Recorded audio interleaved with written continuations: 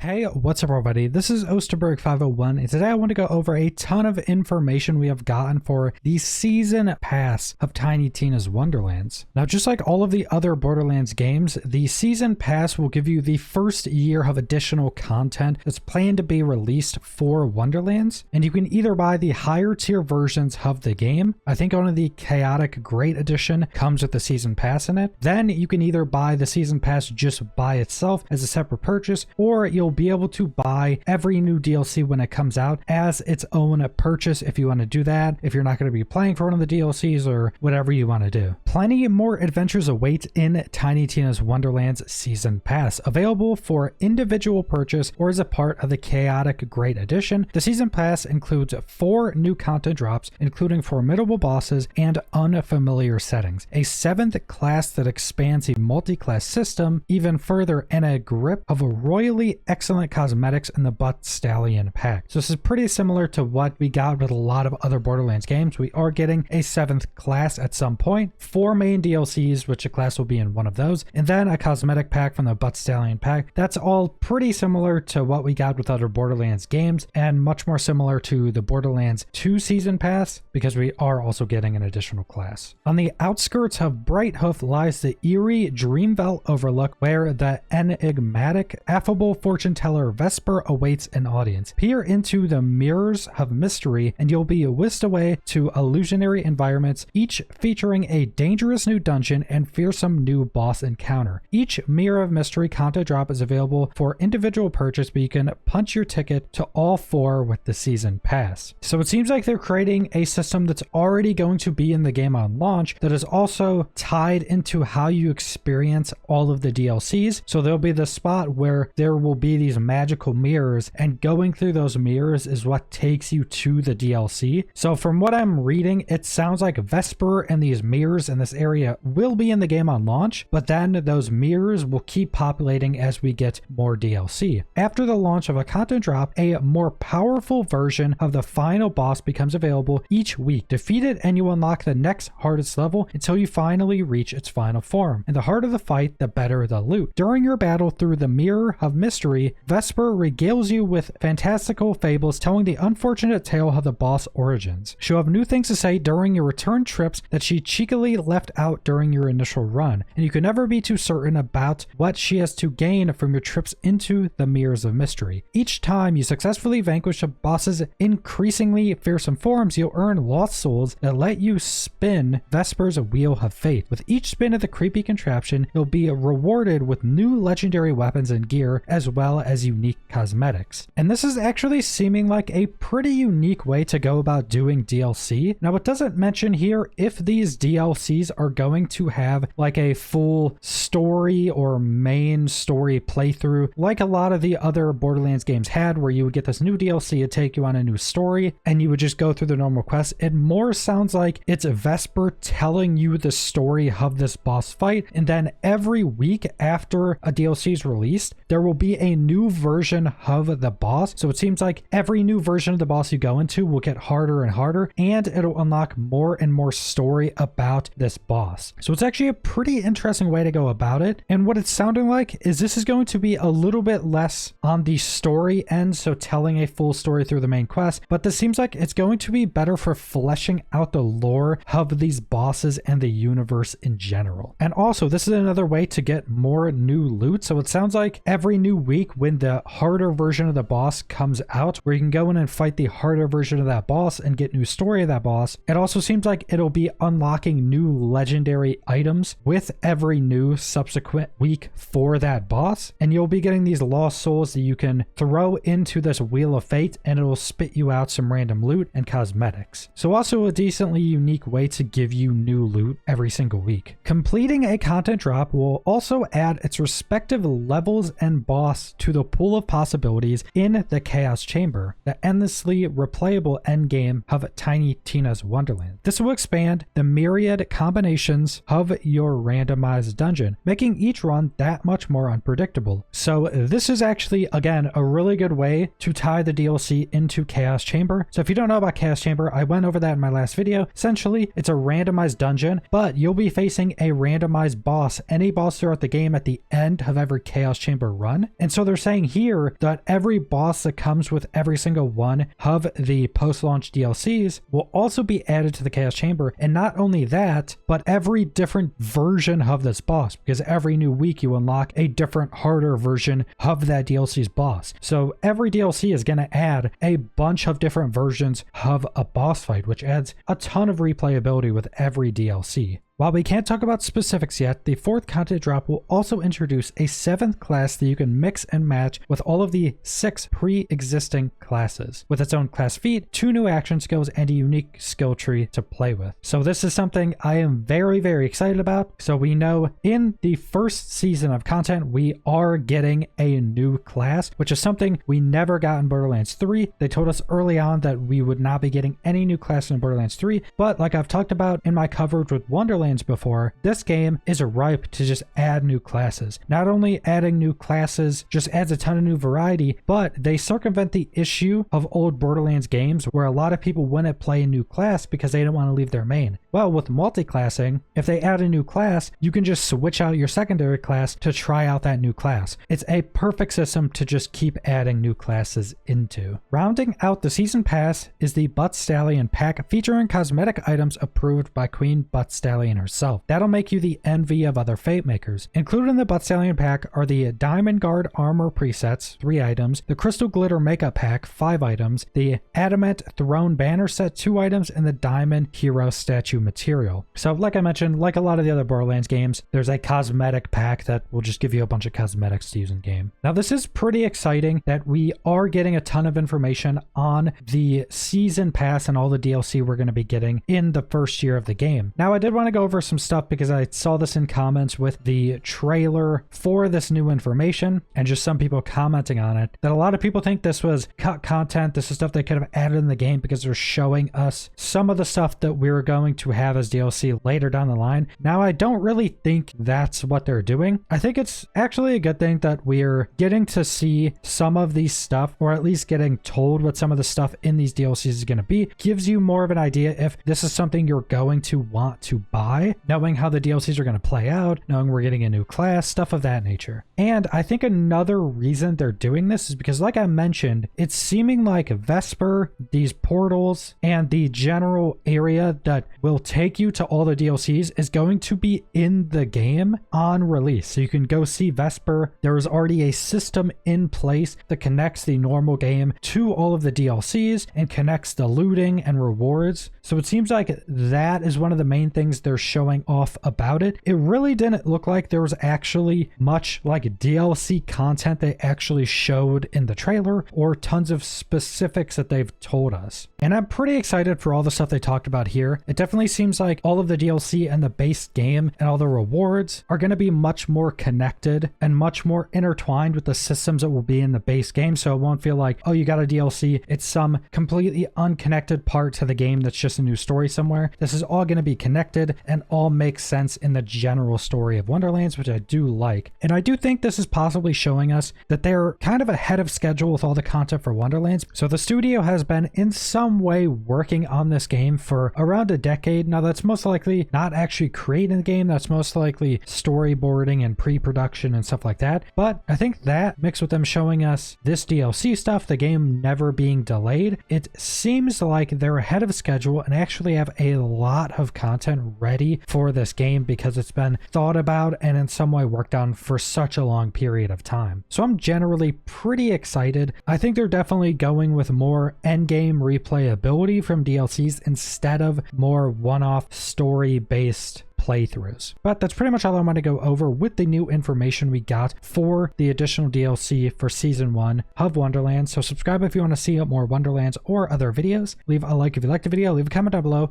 what you guys think about this new DLC information. And thanks for watching.